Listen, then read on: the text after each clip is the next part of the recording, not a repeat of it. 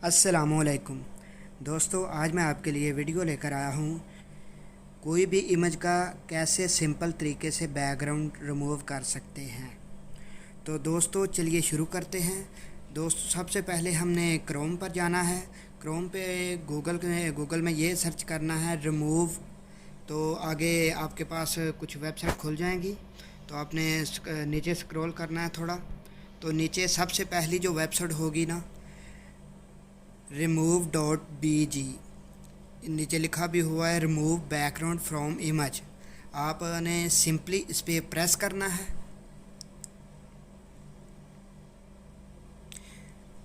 जैसे आपने प्रेस किया वो वेबसाइट खुल जाएगी। तो नीचे आपने देखना है लिखा हुआ है अपलोड इमेज।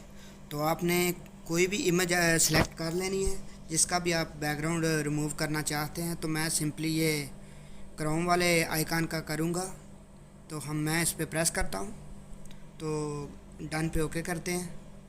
तो आप देख रहे हैं कितने सेकंड लगते हैं बैकग्राउंड रिमूव होने में। आप राइट साइड पे देख सकते हैं हमारा ओरिजिनल इमेज है, और लेफ़्ट साइड पे ऊपर लिखा भी हुआ है रिमूव बैकग्राउंड। तो आप देख सकते हैं इसका बैकग्राउंड बिल्कुल ख़त्म हो चुका है। तो आप राइट साइड पे नीचे देख सकते हैं कि लिखा हुआ है डाउनलोड। आप सिंपली इसे डाउनलोड करके तो आप यूज़ कर सकते हैं।